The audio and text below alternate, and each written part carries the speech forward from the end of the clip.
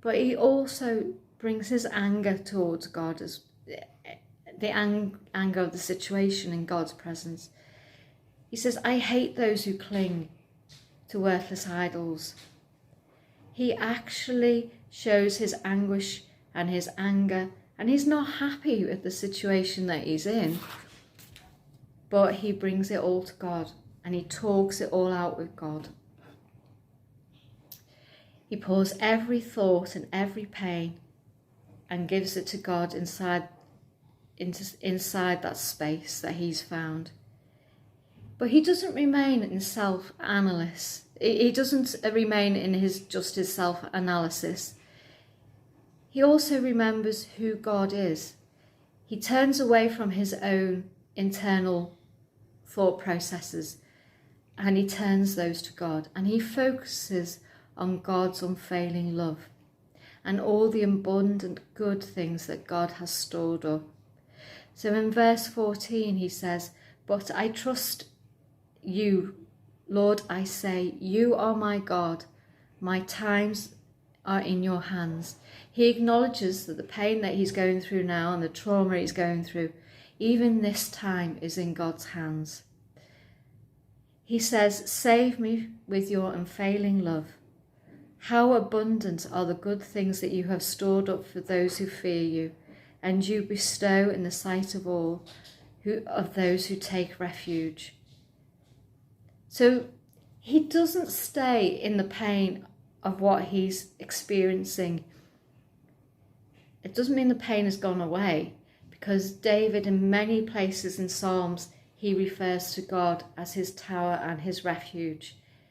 So it doesn't mean that after this psalm that he's prayed this prayer that everything's fine, but he keeps coming back to God continually in that mindset that God is his fortress and his refuge. And he knows and he clings to the promises that God has good things and God has abundant love for him. And in that abundant love, in verse 21, he says, praise be the Lord, for he has shown me wonders of his love. And he doesn't remain angry at those people that have given him a hard time. He leaves it up to God. He says in verses 17 to 18 that God will be the answer to the people that are against him. It says in verse 20, in the shelter of your presence, you hide all those people who take refuge from all human intrigues. You keep them safe in their dwelling from their cursing tongues. So David knows that all his assurances rest in God.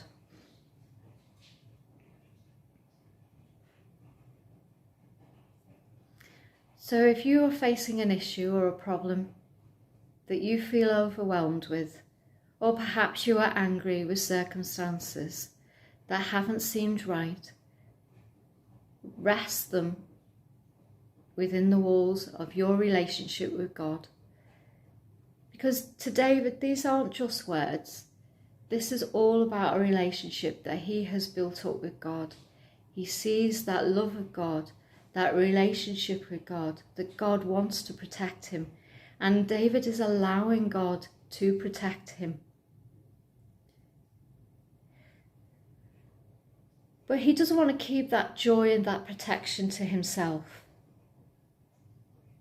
He does pray for others that in verse 23 to 24, that the love of the Lord, all his faithful people, the Lord preserves those who are true to him, but the proud he pays back in full.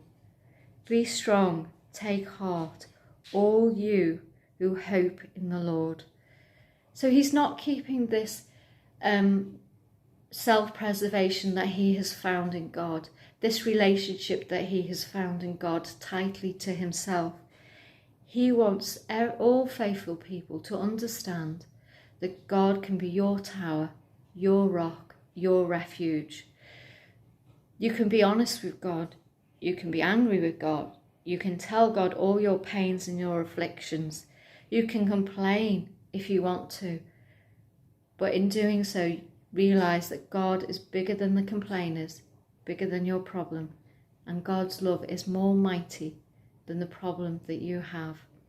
He wants you to understand, and he wants to share that with his readers, that God is your protector. And if you turn to him, he will have mercy and he will be true to you. And he prays for you personally that you will have that relationship, that safe space within God. And I pray for that for you too. I urge you to read all of Psalm 31.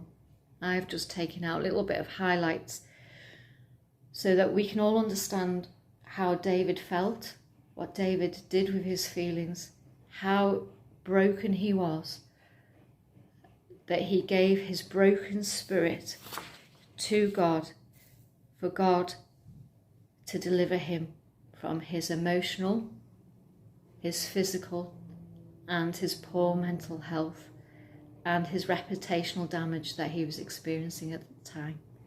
And I pray also that we too can enter into that relationship where we feel safe in God's presence. Thank you for spending this time with me tonight, and I hope you have a very good day, and the rest of your week you will find God in your walk and your journey this week. Thank you.